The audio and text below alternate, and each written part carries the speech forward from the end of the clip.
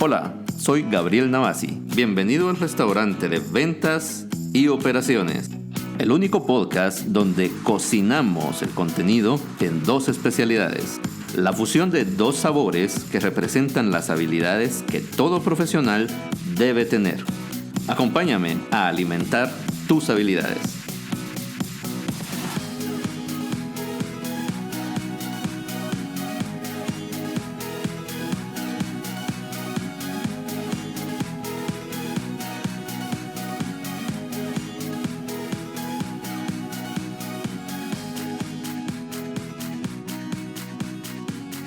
Hola a todos y bienvenidos a un episodio de Restaurante de Ventas y Operaciones.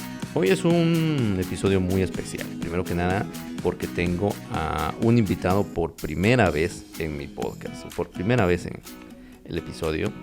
Y pues bueno, es un colega docente, únicamente como docente puedo decir que soy colega, porque para todo lo demás me hacen falta años luz para alcanzarlo. Pero quizás la mejor persona para decirnos todo lo que es, pues será él mismo, y pues Alfredo Paz, el doctor Alfredo Paz Subillaga, es a quien tenemos hoy acá con nosotros. Y Alfredo, quisiera preguntarte, como normalmente se hacen este tipo de dinámicas, pues ¿quién es Alfredo y por qué debemos de ponerte atención? Gracias, Gabriel. Primero que todo, muchas gracias por la invitación. Es un honor para mí estar acá contigo. Aparte de nuestra amistad y ser colegas, compañeros en la docencia, pues te agradezco esta oportunidad para también pues poder compartir un poquito con todos tus seguidores, que dentro de ellos yo también estoy. Buenísimo. Bueno, ¿quién es Alfredo Paz? Soy una persona que ama recursos humanos, un trabajador del área. Amo la docencia, me encanta la docencia. Dios me ha permitido tener esta bendición de poder trabajar en esto por muchos años, y creo que entre la docencia y la experiencia laboral de propiamente el tema de desarrollar recursos humanos me ha permitido poder entender muchas cosas entre la misma academia y la realidad de lo que es laborar. Entonces simplemente soy esa persona que tiene pasión por la docencia, por el trabajo, por recursos humanos, por administración como tal, por la investigación. Me encanta el tema, me gusta escribir. Y entonces ahí es donde se van conjugando muchos aspectos importantes para mí. Además, pues me siento con mucho orgullo porque mi hija Sofía este año se gradúa y entonces está por emprender una carrera de psicología industrial que creo yo que está siguiendo en algún momento los pasos de un servidor, y también es muy buena para escribir. Y mi hijo Alfredo y mi esposa Bárbara, pues para ellos saludos, y son un bastión importante en mi vida, y creo que eso es importante, ¿verdad? Que uno vaya tomando en cuenta todo ese engranaje como persona, como parte de una familia, una parte laboral que es bien necesaria para poder desarrollarse como tal. Buenísimo, pues bueno, yo que te conozco pues obviamente de otros ámbitos, sé perfectamente la calidad profesional que tenemos el día de hoy. Muy amable. Entonces sé que vamos a tener hay mucho valor que vamos a aportar en este episodio, y el tema que vamos a hablar específicamente es la evaluación de desempeño. Sí.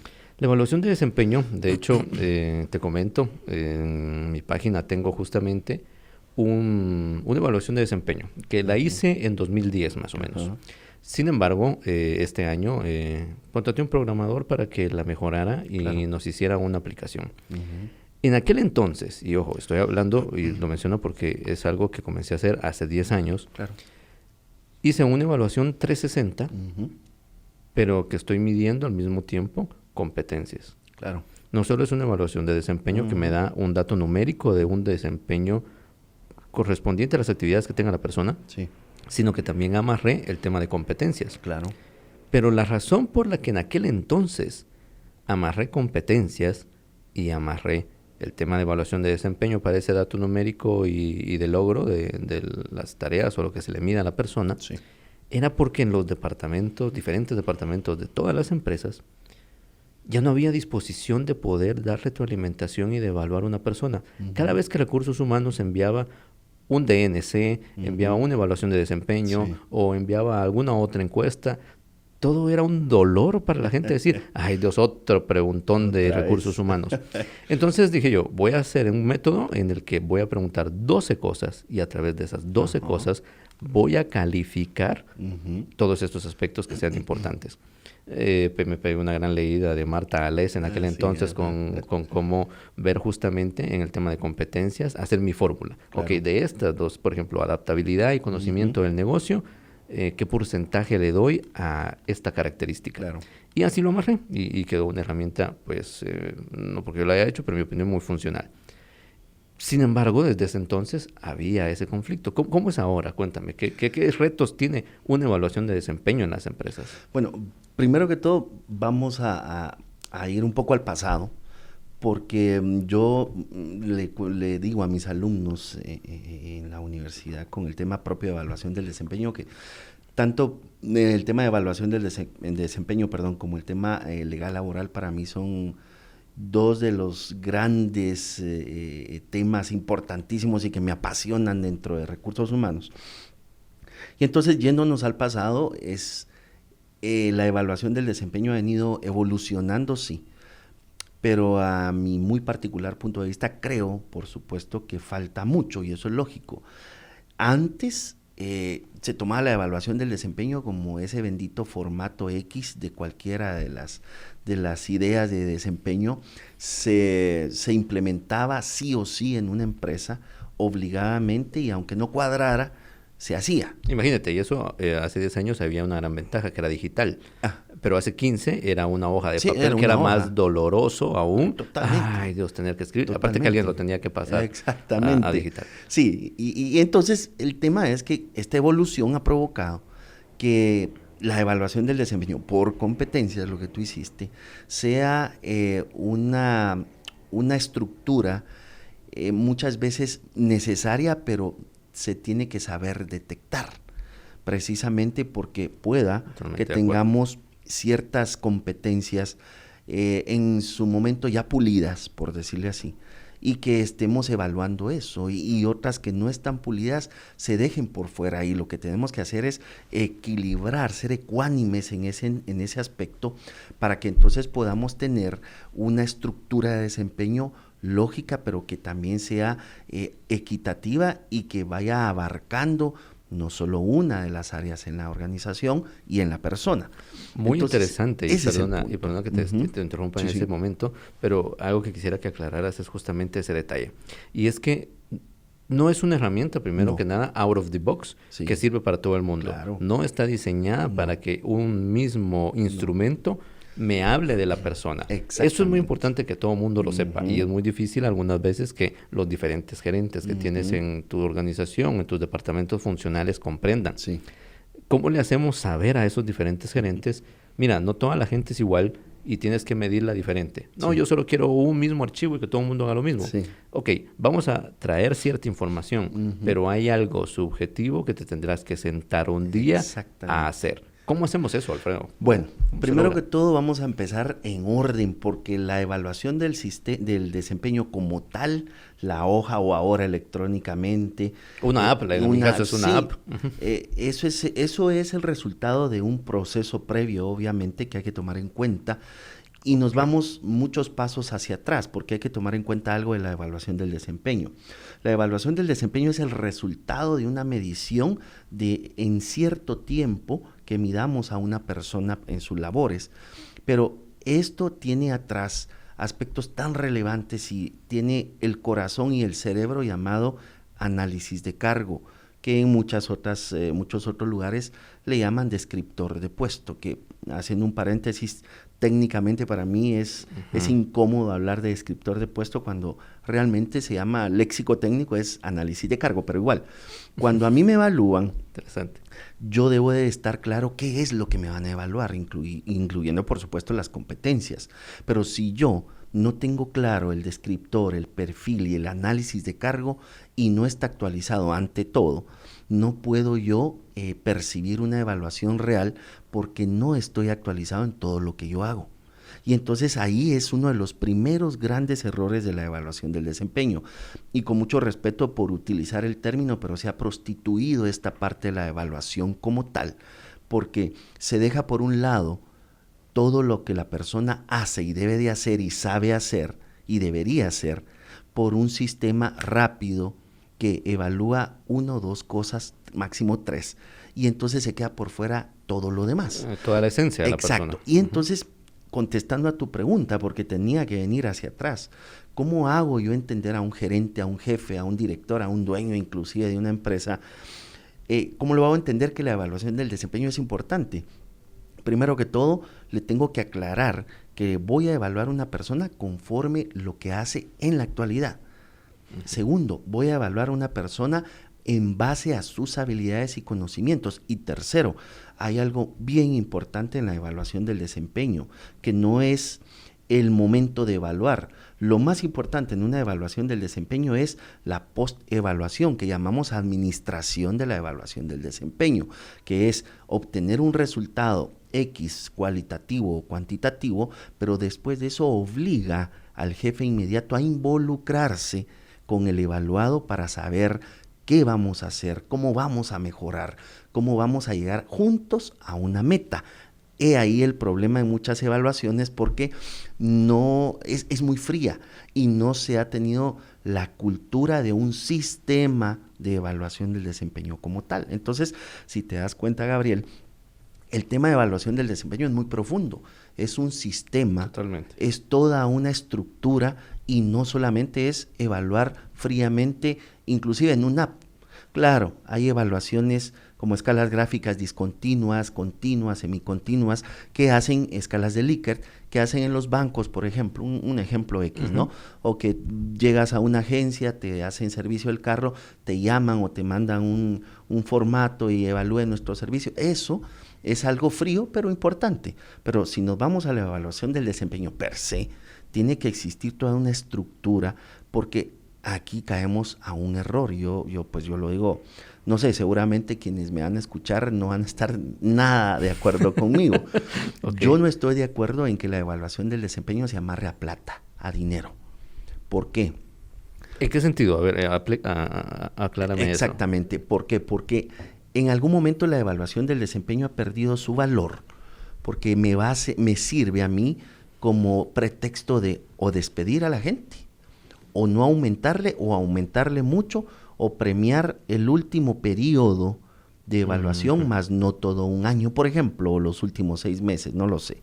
Entonces, he ahí el error, porque si yo saco 100, pueda que mi jefe tenga una memoria muy corta, y entonces en los últimos 2 meses yo me porté bien, llegué puntual, hice todo lo demás, ve él que mis habilidades y mis competencias han subido, pero es intencionalmente mío, ¿sí? Pero los otros 10 meses del año yo no he sido lo mejor. Entonces es ahí donde dice, bueno, Alfredo evaluó, salió muy bien evaluado, hizo bien su trabajo en este tiempo, pero no hay una memoria un poco más amplia. Y entonces en base a eso, bueno, ahí va el tanto % de aumento. Y es ahí donde yo creo que se separa una administración salarial a una evaluación del desempeño, ¿sí? Ahora, tomemos en cuenta algo. Ese convencimiento hacia los gerentes debe de ser precisamente eso. Usted está inmerso, usted está comprometido, usted sabe realmente qué está haciendo su gente. Usted sabe de verdad qué es lo que la gente está cumpliendo, porque muchas veces se cumplen los KPIs por rutina. Correcto. Más se pierde el seguimiento y la atención del empleado, del colaborador, de parte del jefe. El jefe después no sabe qué pasa, pero como hay una rutina, hagamos un ejemplo rápido en ventas, se llega al número siempre en ventas y tu KPI está muy bien, pero ¿cómo está la persona? ¿Qué necesita la persona? Yo le hago esta pregunta a mis alumnos en todas las clases. Esta semana que pasó, cuénteme, ¿cuántas veces su jefe se sentó con usted a ofrecerle apoyo? O usted, si usted es jefe, ¿cuántas veces usted en esta semana se sentó con su colaborador a ofrecerle apoyo, seguimiento? ¿Cuántas veces? Y muchas veces el resultado son caras pensativas, alargadas, y muy pocos dicen, levanta la mano y dice, "Hey, yo una vez, 2 veces". Entonces todo esto Ahora, se habría va que preguntar si culturizando. no fue en la reunión. Eso Si no fue también. una reunión Si no fue en la semanal. reunión semanal, entonces igual, no cuenta. ¿Ah? Pero efectivamente pasa eso. Ajá. Es todo un sistema y ahí es donde tenemos que entrar a convencer a la parte gerencial, direccional, que esto no es solo una obligación o un aburrimiento. Esto es toda una gama de interés, porque a la larga hay que recordar, el desempeño que se da en una persona, en un grupo, en un equipo, provee una imagen, más no solo una imagen, provee un dato de productividad y competitividad en una organización. Si nuestro desempeño es alto, somos competitivos, pero desempeño dentro de un sistema, no un formato, no una app, ¿sí? A eso me quiero referir. Entonces, el desempeño es símbolo de competitividad y productividad personal y de la organización como tal. Totalmente de acuerdo. Y fíjate que en aquel entonces, cuando la elaboré, justamente eso venía de un proyecto un poco más grande. Claro. Le llamamos perfil de puesto. Sí. Eso fue lo que pusimos nosotros en aquel entonces, no teníamos ese dato técnico. Entonces hicimos los perfiles de puesto, después de los perfiles de puesto, el manual de procedimientos, Claro. y después de elaborar el manual de procedimientos es que hice la evaluación de desempeño. Y en la evaluación de desempeño iban las tareas del puesto. Y justamente, digamos, el área de contabilidad es donde logré hacer esa primera separación. Claro. Y decirles, vean, yo sé que todos acá están como auxiliar contable, pero hay un encargado de impuestos, sí, hay un encargado de nómina, hay un encargado de, qué sé yo, beneficios y quizás otro de provisiones, qué sé yo. Hay 4 diferentes funciones, claro, para un mismo puesto nominal. Pero su actividad funcional es la que tienen que evaluar. Sí. Esta es la que yo voy a colocar dentro de mi evaluación de desempeño. Sí. No puede ser general. No puedo agarrar siempre, ¿cuál es la prueba para un auxiliar contable? Es esta. No, es qué auxiliar contable y casi como lo decías, qué auxiliar contable de hoy, ¿verdad? Pero así era la dinámica y cada uno de los puntos que tenía la persona iba sumándole también a la calificación de su superior. Sí. Entonces el superior salía bien si su equipo estaba bien. Claro. Y al ser 360, si en el externo lo califican mal por cualquier razón, porque internamente pues cualquiera puede decir, sí, claro, te pongo 100, nos ponemos 100, todos felices, exactamente, pero el resto de los clientes, en los otros departamentos, ¿qué tienen que decir? Claro. Y si realmente todo lo hacen bien, tal vez más bien se daba al revés. La gente cree que merecen una nota más alta que la que ellos mismos tal vez en algún momento se ponen o se califican. Claro. Y entonces llegabas a esa evaluación. Y era así nada más como hacíamos consciente a cada jefe de que la importancia de la evaluación de desempeño le afecta a él directamente. Exactamente. Entonces, si su equipo sale bien, él iba a tener un buen número. Sí. Y esa es la forma en la que en aquel entonces hicimos conciencia en los jefes. Y me gusta mucho lo que mencionabas, porque justamente se da más o menos como esa experiencia que tenía. Exactamente. Se nada contracorriente desde recursos humanos. Usualmente pues es el departamento que todo el mundo ubica como únicamente gasto. Y te soy sincero, en mi opinión, es el segundo departamento más comercial de una empresa. Después de ventas, el segundo más comercial es recursos humanos.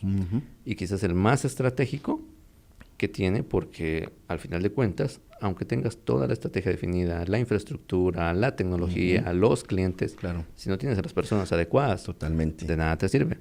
Y pues lamentablemente hay muchos colegas y otros compañeros que se han encargado de hacer que recursos humanos se convierten en eso que la gente cree que es. Exactamente. Pero creo que por eso es que entendía yo que teníamos cierta apatía con la gente en todos estos instrumentos. Sí. Y es que ahí, hay que tomar en cuenta algo, Gabriel. Tú decías algo importante, es la parte estratégica y suena, como yo le digo a mis alumnos, muy, muy trillado, pero es que realmente hay que aclarar algo. Ya recursos humanos ya no es lo de antes, ¿verdad? Es contratar, despedir, el pastel, el convivio, eso ya no es. Lo que es recursos humanos ahora es un espacio dentro de una estructura organizacional que debe saber medir sus costos. Es cierto, no vendemos, pero sí podemos ser rentables. y al ser rentables es cómo nosotros en recursos humanos podemos entender que todos nuestros procesos tienen un costo y, por ejemplo, la rotación, que es el cáncer de recursos humanos que nadie ve, a nadie le importa. Podemos hablar financieramente cómo impacta eso en una organización. Obviamente aquí hay aspectos muy atrás, muy colaterales también, porque el despedir mal es un problema que te afecta a la rotación. Una mala inducción al puesto general te afecta a la rotación. Una mala instrucción, un mal jefe, muchas, entre comillas, malas cosas o no manejarlas bien es parte de la rotación. Entonces, el punto es cómo recursos humanos se vuelve estratégico con todo ese tipo de cosas en contra. Sencillamente, recursos humanos tiene que ser esa parte rentable interna que permita que la organización cuenta con gente adecuada, ¿sí?, para poder desarrollar sus actividades. Pero si no tenemos la gente adecuada, independientemente por cuál sea el rubro, si por salario, por conveniencia, por tiempo, por lo que sea, vamos a ver afectada la gestión. Entonces, sí, efectivamente debemos entender qué cuesta una capacitación, no por el coffee break, por el hotel, qué cuesta una capacitación, es decir, cómo en la empresa, en la organización nosotros podemos entender que esa capacitación y ese entrenamiento van a ser estratégicos, que a la larga son reflejo de un resultado posterior de un buen desempeño. Entonces, nosotros debemos de saber todo ese espacio. Realmente hay que saber costear en recursos humanos. Una recapacitación, ¿qué vale? ¿Qué vale despedir? ¿Qué vale contratar? ¿Qué vale la inducción? ¿Qué vale el proceso de provisión? ¿Qué vale el desarrollo? Ese es el asunto, ya no es antes. Ahora la exigencia es esa. Tenemos que estar al día y un paso adelante para saber realmente qué es lo que vamos a hacer con la gente y cómo nos va a ser rentable para precisamente ser una organización proactiva, no reactiva. Ese es el problema. Entonces, cambiar ese chip, cambiar esa cultura es complicado, pero se puede hacer definitivamente. Entonces, empezando por la misma gente de recursos humanos, no nos gustan los números, no nos gustan las finanzas, no nos gusta nada, simplemente es hacer el trabajo de los números, que se encargue el financiero, de la parte legal laboral que se encargue el abogado. No, recursos humanos es todo un engranaje que hay que entender que con uno de esos aspectos que falte, ya no estamos siendo eficientes, ¿sí? Entonces, creo yo que esa parte estratégica hasta el día de hoy en algunos lugares sí se ha entendido y en otros no. Y creo que debe de empezar precisamente por el área de recursos humanos el demostrar esa parte. ¿Y cómo está cambiando esto en la actualidad, digamos, desde la perspectiva de lo teórico práctico que hacemos en las universidades? ¿Cómo está cambiando o cómo estás haciendo vos para cambiar? Bueno, punto importante y una muy buena pregunta, porque ¿cómo está cambiando? Yo creo que primero que todo hay que entender que traemos muchas veces muchos paradigmas. Tengo alumnos, obviamente, que trabajan en recursos humanos y vienen con esos paradigmas que así lo hago y así lo he hecho. No estamos descubriendo el agua azucarada en nada. Simplemente es tratar de que la gente sea analítica, sea estratega, eso es todo. Pero precisamente creo que ahí es donde está la labor en la academia y en las empresas, que la gente no se acostumbre solo a decir sí, que se acostumbre la gente a participar, que los jefes, los encargados, no sé cómo le quieran llamar, den participación a su gente. Es que creo que por ahí también va el punto. Muchos jefes son muy cerrados y son muy autoritarios y dicen esto y se acabó, no dan participación a su gente. Entonces, hay muy buenas ideas, muy buenos procesos guardados en la cabeza de la gente, pero muchas veces no lo saca nadie porque no se les permite.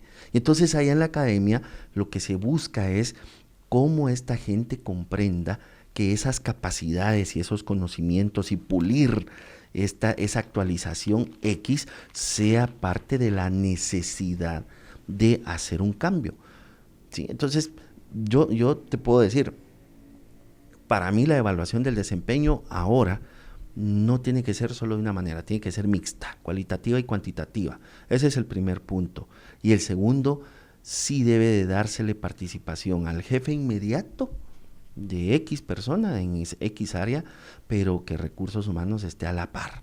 O sea, esto tiene que ser mixto, tiene que ser compartida la responsabilidad, porque si no después dicen, bueno, el desempeño salió mal, pero entonces recursos humanos lo hizo mal. Y no va por ahí. Hay que recordar que la evaluación del desempeño es parte de una estrategia que deslinda en un alineamiento estratégico.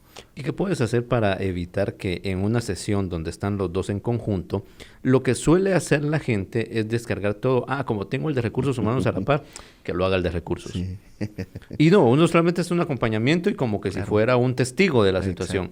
Pero es el encargado el que tiene que decirle a su gente directamente, ok, esto está bien, esto está mal, lo que está mal vamos a cambiarlo de esta forma y lo que está bien vamos a mejorarlo de esta otra. Sí. Pero es el encargado, no recursos. ¿Cómo evitas que le pasen la papa caliente a recursos? Es que yo lo que pienso es que si esto se da es porque, empezando por recursos humanos, hay un problema. Es alguien que instaura el proceso, mas no le da el seguimiento. O les dice, bueno, ahí está, cualquier cosa me avisan, y no debe ser así. Debe de haber un proceso de socialización, pero sobre todo de entrenamiento, primero a los jefes, que la gente entienda qué realmente tiene que hacer con su gente. Y después que se comprenda que recursos humanos es un acompañante, pero tampoco un acompañante pasivo, porque yo creo que es ahí el problema, cuando ven que recursos humanos no abre la boca, no dice nada y no participa, entonces, y el jefe inmediato tampoco se involucra, entonces le echa la culpa a recursos.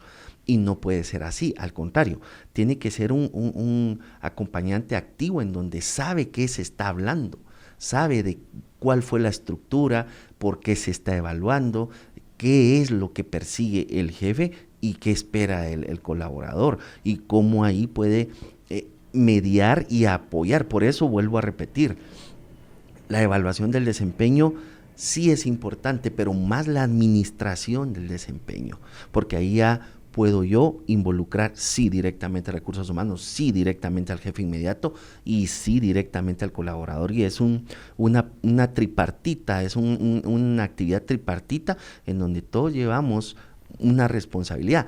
Pero es eso, creo que recursos humanos igual debe de involucrarse. Y muchos dirán, bueno, pero una empresa de 5,000 empleados, ¿qué me voy a involucrar? O en una empresa X, por ejemplo, o en un ministerio.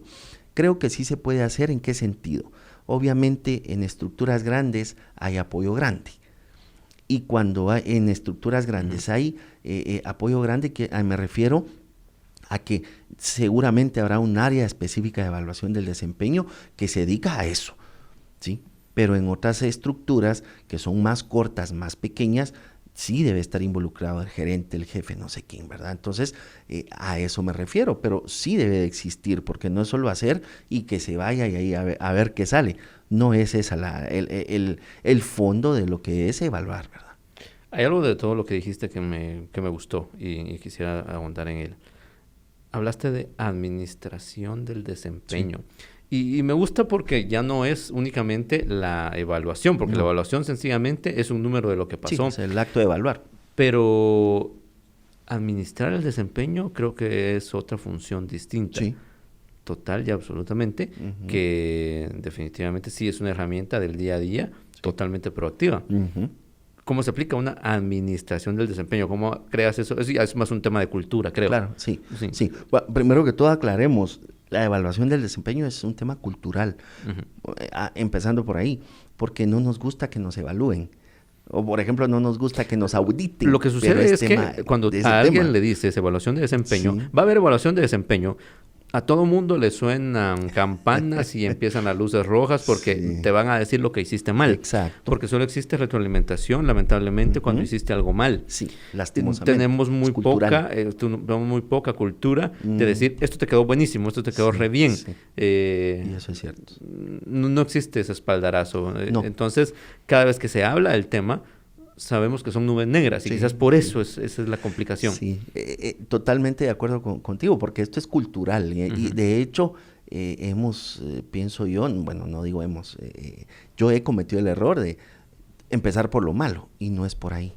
¿verdad? No es por ahí. Y todo esto precisamente es un ejercicio cultural. Pero si dices primero lo bueno y luego metes un pero, o sea, Sí, no. también es difícil. No Sí, sé cuál es la mejor forma. ¿Empiezas con lo bueno y metes un pero? ¿O mejor hablas de lo malo y luego le dices, mira, y bueno, ya que tenemos en plan de esto, te cuento que has hecho unas cosas maravillosas que son tales, tales y tales. Y te arriesgas a que solo salga con los laureles y se le olvide que tiene que corregir algo. No, yo empezaría por un aspecto distinto, ser un poco más equitativo y ecuánime. Yo empezaría por los compromisos.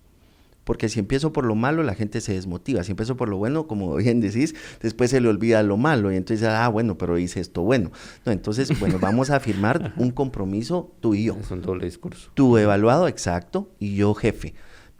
Nuestra nota, es que ese es otro de los problemas. Es que es inquisitivo. Saliste mal y yo como jefe, yo te estoy siendo inquisidor y te estoy corrigiendo, entonces yo te voy a jalar la oreja. O sea, no que puedes ganarte con un colaborador. Pues mire, si yo salí mal es por su culpa, porque usted no me desarrolló ni me apoyó.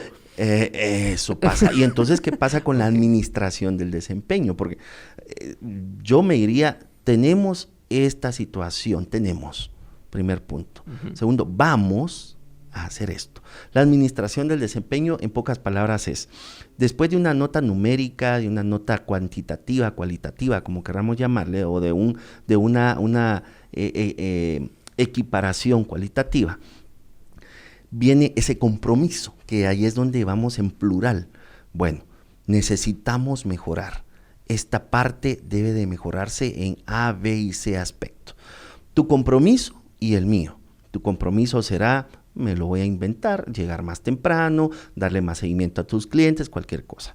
Y mi compromiso es apoyarte más, salir contigo más a la ruta, a ver esos clientes o cobrar contigo esas cuentas. O muchas veces es sencillamente conocer su trabajo. Sí, porque a veces tienes colaboradores que no tienes idea de cómo hacen las cosas. Solo pides y el día que falta... Ahí viene. Y preguntas con alguien, señores, ¿esto cómo se hace? Ni siquiera el jefe, usted es el jefe, pues usted tendría que saber. Entonces, esa administración va por ahí. Bueno, dejemos un tiempo, vamos a darnos 6 meses.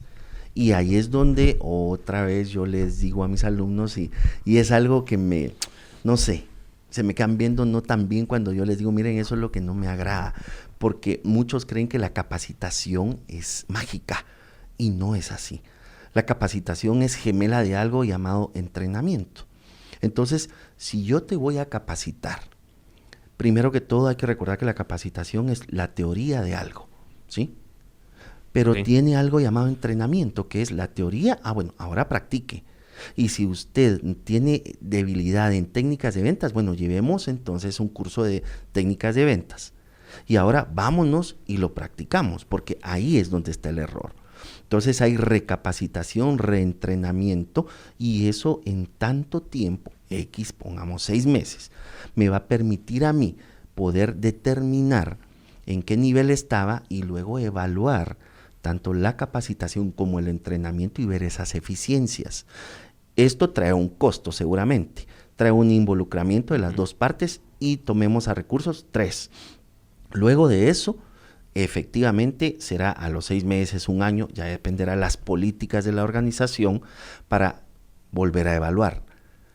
Si la administración del desempeño fue eficiente, seguramente se va a reflejar en la evaluación, y no solo en la evaluación, en precisamente el desempeño del colaborador. Pero si algo falla ahí, sigue el ciclo otra vez. Entonces, es bien importante no solo dar un resultado, una nota, una equiparación, sino hay que desarrollar todo un compromiso y un seguimiento. A eso nos referimos con la administración del desempeño. Interesante. Me gustó mucho también otro concepto. Yo te estoy aprendiendo muchas cosas el día de hoy y son esos hermanos gemelos del desarrollo.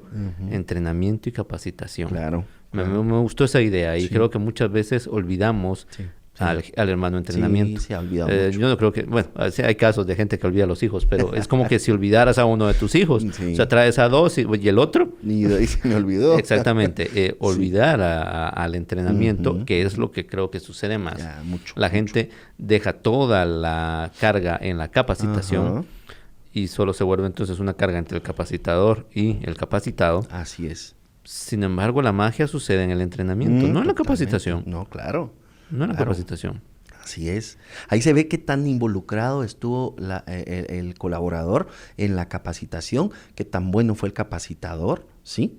Qué tan buena fue la capacitación como tal y qué tan eficiente fue la capacitación para que haya un resultado en un entrenamiento. Y nota que normalmente las capacitaciones las medimos en el momento, Sí, cuando que erróneamente debiéramos medirlas por los resultados posteriores. Totalmente. Si el tema te gustó, el capacitador domina, usted entendió, en fin. Esas son las métricas que normalmente entregamos de capacitación. Sí, es cierto. Y ahora que lo mencionas, pues las medimos mal. Y el KPI de la capacitación está en eso. Éxito de cuánta gente estuvo conforme. Sí, no. Para mí eso es una evaluación propia del curso como tal, instantánea, el momento. Pero la capacitación se debe evaluar después de haber entrenado a la persona y haber dejado un tiempo prudente para precisamente poder medir. Porque si hoy mismo me dan el curso, hoy mismo me evalúan, todo sale lindo, pero en 3 meses, ¿qué pasó? Lo más común, no sirvió la capacitación, estamos gastando en capacitación, estamos tirando nuestra plata, y no es eso. O sea, esto no es mágico. Y pues yo lo veo allá con alumnos y yo les digo, miren, cuando estamos resolviendo casos y que se capacite y que haga capacitaciones, miren, esto no es mágico, esto no es así. O sea, esto tiene que llevar un proceso lógico de darle a entender a la gente, darle a conocer, ponerlo a practicar y después lo evaluamos en X tiempo. Y justo la herramienta es una evaluación de desempeño. Totalmente. O sea, la única forma de medir los resultados de entrenamiento es con evaluación de desempeño. Exactamente. Sin embargo, no sé qué piensas y tal vez quisiera escuchar tu opinión al respecto. Pero eso quiere decir entonces que esa evaluación de desempeño tiene fases. Sí. Porque pues también tienes una curva de aprendizaje, prácticas y dar la oportunidad de que la gente falle y mejore. ¿Cómo haces una evaluación de desempeño por fases? Que eso, pues, hasta ahorita que estamos hablando, se me está ocurriendo. Sí. Pero sería la forma correcta, entonces, de medir después de una capacitación el desempeño y el desarrollo de una persona. Bueno, primero que todo, hablemos que la evaluación del desempeño empieza en el proceso de provisión de personal, que es reclutar, seleccionar, todo lo que ya sabemos de esa parte. Pero para quien no lo sepa, porque no es de recursos humanos, pero escucha el podcast, cuéntame. Bueno, el proceso de provisión es tener una solicitud de llenar una vacante. Luego nos vamos a hacer el proceso de reclutamiento como tal, que ahí hay que separar igual reclutamiento y selección. Se seleccionan a los candidatos, hay muchas técnicas para seleccionar, assessment center, selección directa, hay muchas formas que nos llevaría a un solo programa para hablar de eso. Después de seleccionar, pues ya venimos con el proceso propio de contratar a la persona, que ahí hay que tomar en cuenta algo, que tiene que ser a la persona evaluada en el tiempo, a la persona correcta, en el tiempo adecuado, a un costo adecuado. Eso es provisión de personal. Y después de hacer eso, de contratar, tenemos la inducción. Inducir a la gente a nivel general en la organización y después en un aspecto específico. Pero ¿a qué quiero llegar? A que desde que estamos reclutando, desde que estamos solicitando una plaza, estamos evaluando el desempeño. ¿Sí? ¿Cómo? ¿A quién? Si no hay gente. Es que ahí empieza el tema. Esa es la primera fase. Yo estoy evaluando que este puesto X tenga a una persona tal. Y entonces en base a eso empiezo a buscar gente que me ayude a mí a complementar la necesidad del cargo. Mira qué interesante. Te cuento una práctica personal que tuve hace algunos meses. En mi trabajo secular tengo que dar mantenimiento, por ejemplo, a los buses de Transmetro, es de transporte personal, es de transporte colectivo. Y de mis mecánicos, a mí sí me gusta leer mucho cómo vienen en diferentes aspectos. Todo lo que me lleva a recursos humanos como expediente, leo sus capacidades. Y necesitaba unos específicamente para un tema de carrocería. Entonces comencé a contratar a los que tenían las habilidades artísticas muy altas. Porque lo que necesitaba es que ahora quede bonito. No funcional. Para que sea funcional ya tengo a varios. Pero esos que hacen funcionales algunos trabajos, pues no tienen capacidad de hacerlo bonito. Pero alguien con habilidades artísticas altas, pues vieras qué cordones de soldadura tan bonitos, la forma en la que quedan los uniones, todos los trabajos que hacen, que son externos, porque eso sí los ve, pues en este caso el ciudadano que se sube, pues tiene que verse, no que vea un un tornillo mal parado o mal puesto o que pase rompiéndole la ropa por la forma en la que lo pusieron, sino que tenga el cuidado de, sobró, viene, le corta, alisa, pero esas son sus capacidades. Sí. Ellos no tienen ni la menor idea de que los contraté para ese desempeño. Simplemente lo que esperaba debido a que entre sus habilidades me demostraban una capacidad artística muy alta. Y en efecto, solo requirieron una instrucción de, que esto quede bonito. Y ellos solitos caminaron. Claro. Pero el desempeño de ellos, en efecto, prácticamente se hizo desde que lo estábamos contratando. Efectivamente. El perfil ya está elaborado con los requerimientos de lo que tiene que saber como estudio. Total. Pero dentro de sus habilidades es donde escogí, estos dos, incluso le expliqué a mi jefe de flota, mira, estos dos vienen para esto, y quiero potenciar en estos dos, ahí me los medís. Y justamente, pues como era un punto que estábamos evaluando, ese desempeño, nos dio resultado. Totalmente. Sí, entonces la evaluación del desempeño se puede ver desde el inicio, valga desde la provisión. Desde la provisión. Totalmente. Y luego vas y puedes darte cuenta que tanto, por ejemplo, la inducción general o al puesto fueron buenas, porque ahí otra vez puedes ver el tema de evaluación. Si la persona, por muy experta que sea, tuvo una mala inducción, va a ser inclusive un trabajo empírico, aunque sea muy profesional, porque el tema de la particularidad de la organización se lo exige de esa forma.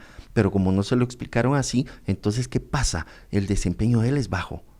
¿Sí? Se nota una merma en su desempeño, por mucho que sepa, pero esta necesidad, esta empresa lo hace así, esta institución, entonces el desempeño es bajo. Esos son los casos entonces que algunas veces tienes cuando alguien dice, pues no, qué tan bueno que era, porque traías un super perfil, incluso quizás lo peleaste, fuiste a solicitar más presupuesto para traértelo, era el talento que te querías traer, pero no dio resultados. No es culpa de ellos en su momento. Ya, pero no dio resultados. Entonces, en realidad fue la forma en que le dimos el onboarding de la información. Exactamente. Y eso es bien importante entender.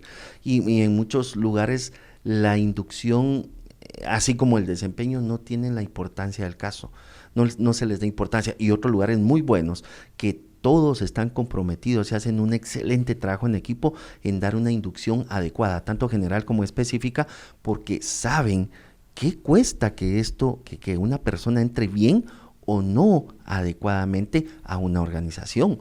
Y es todo lo que hemos hablado, entra es parte ya de la rotación, es parte ya de una desmotivación, es parte ya de un desempeño bajo, es parte de una incomodidad. Entonces hay que tener ese cuidado.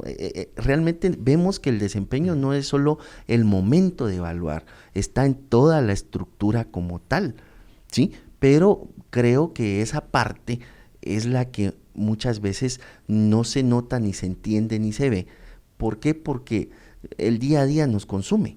Y entonces sí da a comprender que una herramienta como estas tiene que ser muy preciada, muy bien llevada, muy comprendida, pero sobre todo entender que es algo estratégico.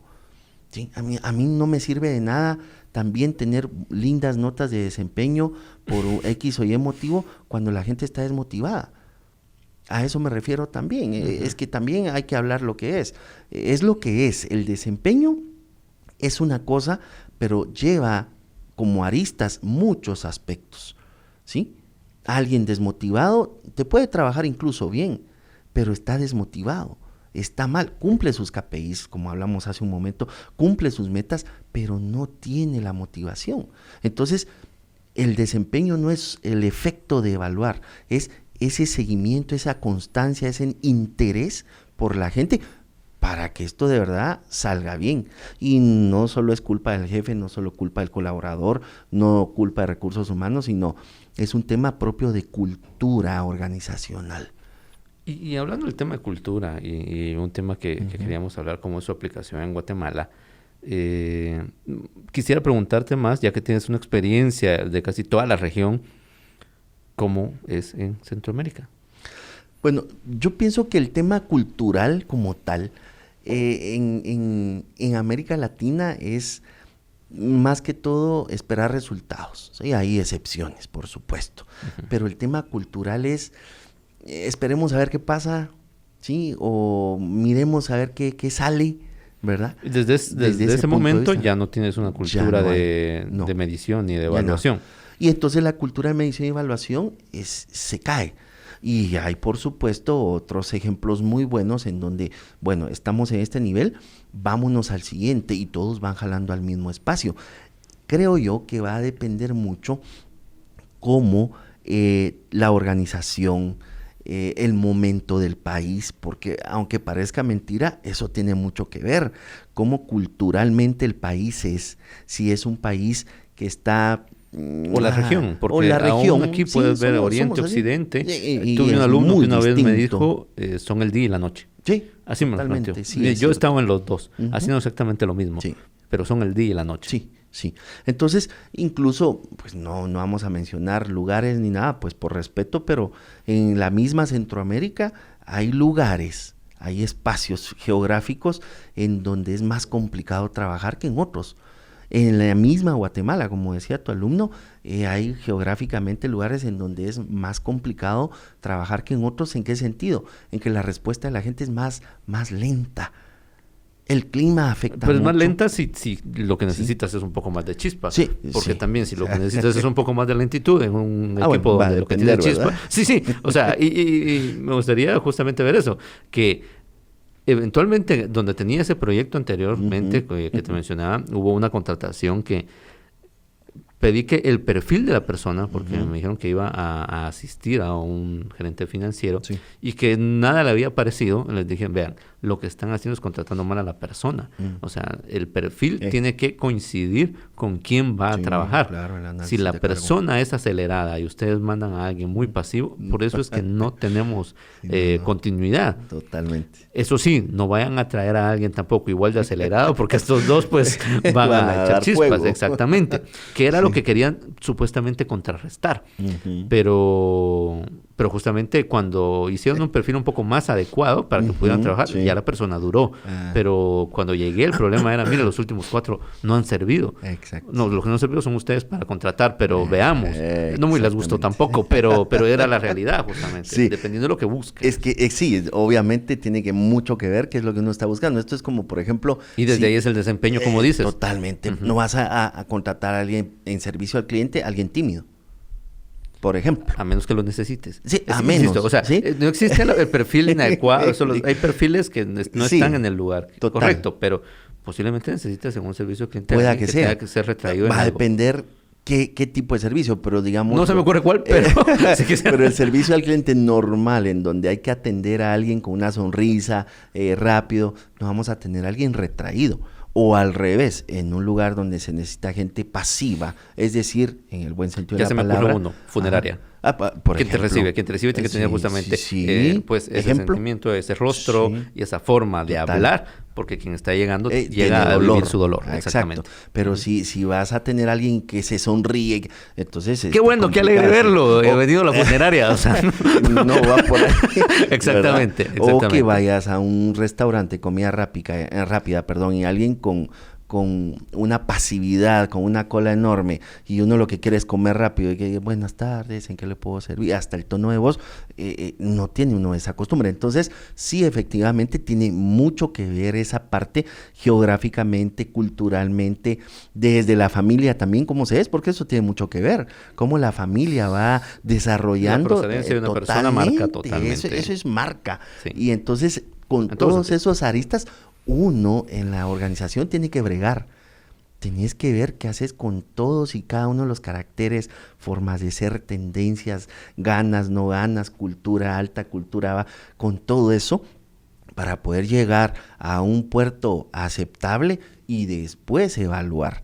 Entonces tampoco es que sea fácil, no es nada rápido, pero sí se puede administrar esa parte, pienso yo. Ahora, el asunto es cómo nosotros en recursos humanos debemos de aprender que todo esto también es necesario manejarlo. Y ahí es donde viene el tema de las nuevas tendencias de recursos humanos. La nueva tendencia de recursos humanos ahora es ya no números, ¿sí? Ya no escalas. Ahora es sentarse frente a frente con el evaluado, con tu colaborador y tener una entrevista profunda con tu gente, y eso te obliga a conocerlos más, porque es más que un formato, más que un app, más que un número, es trabajar en pro de ellos, para ellos, con ellos como resultado para una organización.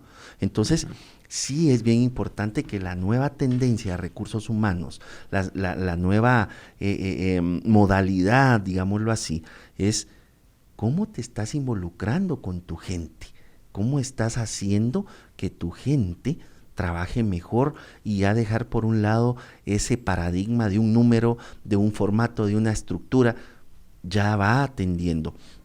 Por ejemplo, hay empresas ya en Europa que están borrando todo lo que es desempeño en números. Ya no se hace evaluación cualitativa ni cuantitativa. ¿Cómo se evalúa entonces el desempeño? Frente a frente. Se sienta frente a su trabajador, se sienta frente a su jefe y ahí se habla todo. Bueno, una cultura como la nuestra, donde es tan difícil sentarte frente a alguien y literalmente decirle sus verdades. Pero va a venir. Okay. Seguramente viene y te voy a explicar por qué. Efectivamente, aparte que el tema cultural y que la pena, que somos muy... Dejemos la pena. Me preocupa más la gente que tiene mal carácter y que no puede soportar una retroalimentación por muy buena que sea. Sí. No necesariamente que le des una crítica, sino que puede ser muy profesional el que viene. Sí, por supuesto. Pero pues hay gente que sencillamente no soporta. Pero te voy a hacer una analogía, ¿sí? Uh-huh. Y me voy a salir un poco del tema de desempeño, pero es por el desempeño. En pro del desempeño. Hace años, vos y yo manejábamos los telefonitos, esos frijolitos que le llamaban, ¿no? Bueno, ¿quién se iba a imaginar que después íbamos a tener estos teléfonos inteligentes? Y mucho menos quién se iba a imaginar que cuando, por ejemplo, salió el iPhone, yo me recuerdo que costaba como 11,000 quetzales, algo así, una cosa exorbitante. Uh-huh. Bueno, ahora todavía siguen costando algo así, pero ya hay opciones. Pero ¿a qué voy? A que, al menos yo, y mucha gente también no nos imaginábamos tener un teléfono en donde ya no necesitaras casi una computadora. Y vino. Uh-huh. Entonces, ¿qué va a pasar? Que independientemente cuánto tiempo falte para eso culturalmente, técnicamente, uh-huh, estructuralmente, va a venir. Y todos los cambios se dan algún día. Y eso es lo que va a pasar en otros países desarrollados, por supuesto. Es más fácil. Nosotros en vías de desarrollo no es fácil, pero tampoco es imposible que exista esa versatilidad, pero sobre todo esa tolerancia de un jefe que tiene carácter complicado con un colaborador que tiene un carácter tímido y puedan hablar los dos de desempeño. ¿Por qué? Porque si no te vas quedando atrás. Vas siendo parte ya de la historia y lo que la organización quiere es que estés al frente en la medida de lo posible. Y todas estas herramientas, todos estos procesos hacen que estés en la vanguardia. Tarde o temprano vamos a tener que estar en ese punto pensando, bueno, mi jefe complicado, yo de carácter tímido, ¿qué vamos a hacer? No sé ni qué va a pasar en esa evaluación. Pero va a tener que llegar. Porque si no, repito, vamos a quedarnos en el olvido. Así como muchas tendencias, técnicas, ideas, investigaciones, aplicaciones, todo va cambiando en pro de. Y dado que entonces es algo inevitable, sí, y para ir cerrando y terminando, claro, ¿cómo nos preparamos, Alfredo? Bueno, yo pienso que nos tenemos que preparar no con un buen formato, porque eso es lo que va a desaparecer. Nos vamos a tener que preparar culturalmente. Y culturalmente hablando desde ese jefe intolerante, por ejemplo, o desde ese colaborador sumiso, ¿sí? Uh-huh. O viceversa, porque también está la contraparte. Y nos vamos a tener que preparar hablando desde recursos humanos con estos dos personajes. O sea que la evaluación de desempeño se va a convertir en una habilidad. Totalmente. Y no en una herramienta. Exactamente. Entonces va a ser mucho que recursos humanos tenga esa responsabilidad, esa versatilidad, pero sobre todo ese aspecto atinado en poder conjuntar esos dos espacios equidistantes y hacerlos llegar a un ecuador en donde pues haya un beneficio. Ese es un aspecto bien importante. Pues magnífico, interesante. Pues no quiero hacer más largo el episodio, pero sé que tengo mucho para que pudiéramos hablar incluso la noche entera. No es la primera vez, así es que creo que vamos a preparar pues más material. Claro que sí, muy amable. Quiero agradecerte pues el que te hayas tomado un tiempo para Gracias, poder compartir Gabriel, con muy fino. nosotros, para poder compartir a través de este canal que pues el podcast este es tu casa. Muchísimas y cada vez gracias. que tengas algo que decir o que hablar, definitivamente es un punto más de exposición que podemos utilizar para difundir conocimiento. Creo que ambos vivimos en ese ámbito, en ese sistema, no directamente docencia, sino en el tema de desarrollar personas. Sí. Y es por eso que terminamos en docencia, porque es un caldo de cultivo para el desarrollo de personas muy grande. Es algo muy lindo. Pues es un gusto también pues compartir normalmente en este ciclo donde usualmente pues hacemos dupla entre las dos secciones. Ya este es tercer año consecutivo en el que me gusta mucho trabajar a tu lado. Muchas gracias, y igualmente. Pues listo, gracias. Gracias a ti, muy amable. Y pues nada. Muchísimas gracias por la invitación, Gabriel, y de verdad un gusto, primero, ser tu amigo. Segundo, que seamos compañeros de trabajo en la docencia. Y tercero, pues tener el honor de que me hayas invitado. Te agradezco infinitamente. Gracias por aceptar. Porque estos temas son de verdad apasionantes y pues estoy a la orden para cuando se necesite. Vamos a venir con todo el gusto y el aprecio del mundo para ti y tu gente. Buenísimo. Muy amable, gracias.